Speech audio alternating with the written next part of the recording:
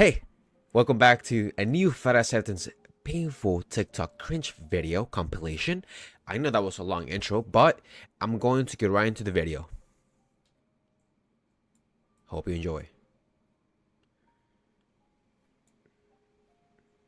People have pointed out that many plus-size models are actually straight size with padding, which helps lead to that whole skinny face phenomenon. And it's incredibly frustrating to see that everywhere. But instead of frustration, may I suggest spite?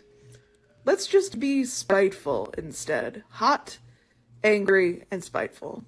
No, because let's talk about this. It's mostly white families that do this shit. Ever heard of multiple generation homes? I'm also Hispanic. On my dad's side, my grandpa lived with us for many, many years. The side of the family that wants to kick me out is my white side. Also, an even bigger point. Do not have kids if you think there's an expiration date for taking care of them. I stand firm in the belief that you can't just kick your kid out once they turn 18. When you have a kid, you sign up to take care of them for life. Now, that's not to say they're going to be enabling. I'm a full-time student about to get my master's. Okay. First generation, actually. Parents absolutely have an obligation to their children. Honestly, letting them live in the smallest bedroom in your house while they pay every single one of their own bills and the family pet's bills, that's the minimum. There are worse Okay. things. All right. Okay.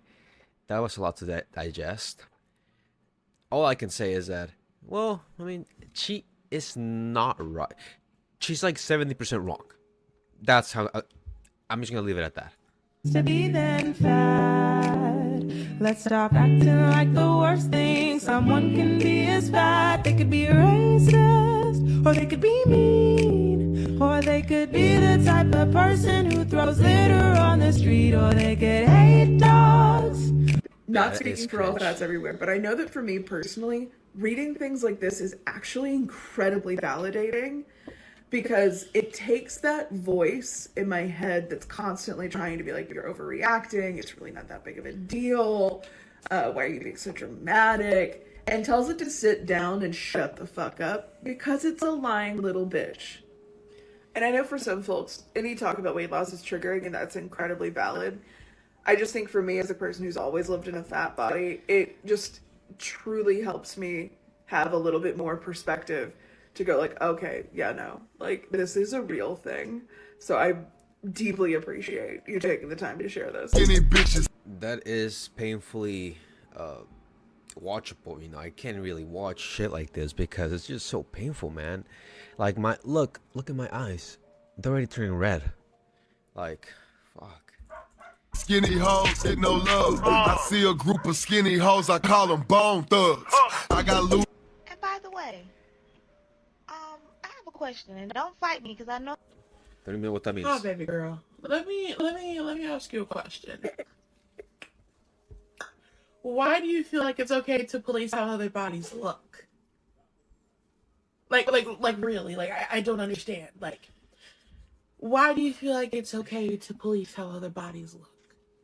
You have sovereignty over what you wear. You do Right. not have sovereignty over what anybody else wears. If people want to wear bodycon dresses without a girdle, fuck they're is going that? to.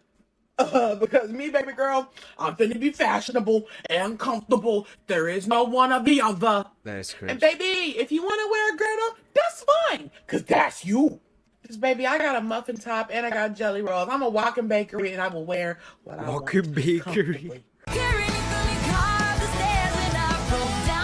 I see that you're following me, so I'm going to give you the benefit of the doubt on this one. Fat liberation is not new. I didn't come up with it. It is something that fat people have been talking about for years and years and years. If you're on this corner of the internet, that means that you are in some way interested or deeply connected to queerness and specifically transness. There are lots of queer and trans folks that are fat. One of the things that's wrong with our culture is that we care more about people like me who fit the media ideal body type way more than we care about fat people. Our society is structured to be anti-fat, and I think it's wrong that just because of someone's body size that they deal with systemic marginalization. In the same way that it's wrong that because of my gender identity or my sexual orientation, I am also systemically marginalized. None of us are free until all of us are free, and fatness still seems to be one of the last socially acceptable forms of discrimination, and that's wrong. If breaking down systems that dehumanize other people, in this instance fat people, is too much for you, why? Damn, that's a lot Part to 11 digest. of reasons why I, a fat person, never want to go to a gym again. Hi, welcome to training. Let's get started. Yeah, okay. All right, so we're going to start with this machine here. It's called a treadmill, and the way that you use it, I know what a treadmill is. I know how to use it. Oh, okay, cool. So let's hop on. We're going to just do a light jog. So I'll set it to like, I don't know, 5.5, 6 miles an hour, okay? That's a lot. Okay, that's not a jog.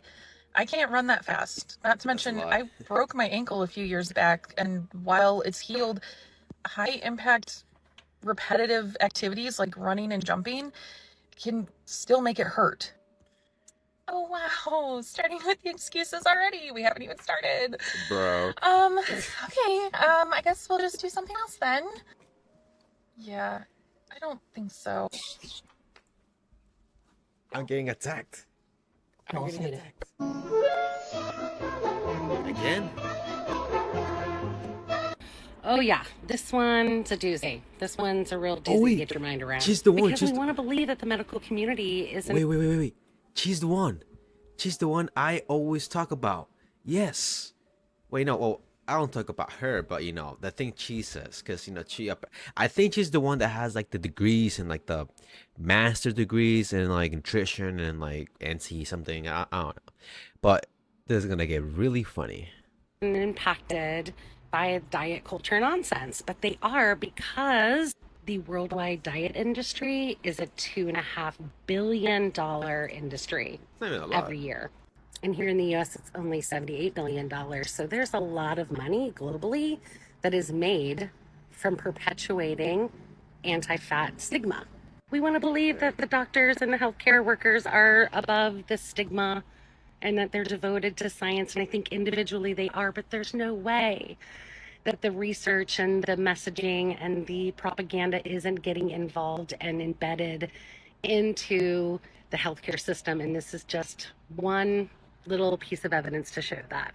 Follow the money. Just because we don't get enough money from the pharmacies, from you know like the big companies, you're telling me that you're just the way you are just because you don't have that monetary aid, or you know, is that just it? Like, I don't understand why these kind of people, you know, they have master degrees, they have, you know, what is that degree called? The PhDs, you know. I don't understand people with PhDs and master degrees, you know, that know about the subject even more than I do, and they still try to, you know, push everything away what they learned and conform to not society norms, but to conform to a community of people that kind of think the same way as her. You know what I mean? Like, I don't understand why they push that. You know, they're pushing that to TikTok. The other guy said that, oh yeah, let's not make TikTok that's toxic. Well, we can, because people don't really care. TikTok is a platform that you can post anything on, you know. And you know, it's a bad platform, you know. I'd say TikTok is kind of bad for the human eye, first of all, and for the youth. And I'm just gonna leave it at that. I really get so sick of people Here not we go. understanding This dude. why we do Here we this. go. This isn't about creating a hierarchy of fatness. This is about discussing that there are complexities to oppression that people deal with, and that those of us on the bigger side of the spectrum deal with more oppression than those of you on the small end of the spectrum. There is a very palpable difference between how I was treated when I weighed 250 pounds and how I am now treated at 440 pounds, especially by doctors in the medical community.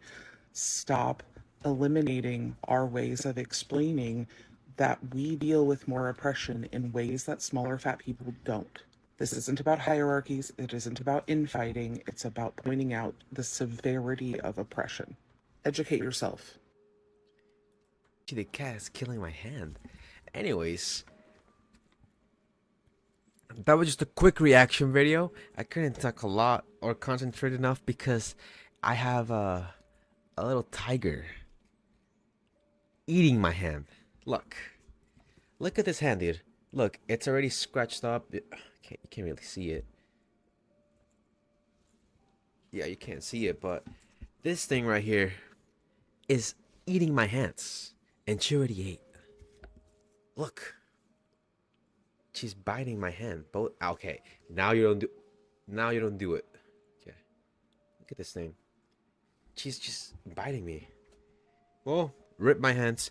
If you enjoyed the video, comment down below. If you want to see more cat right now, if you want to see more videos like this, comment down below. And thank you for watching once again. Bye bye.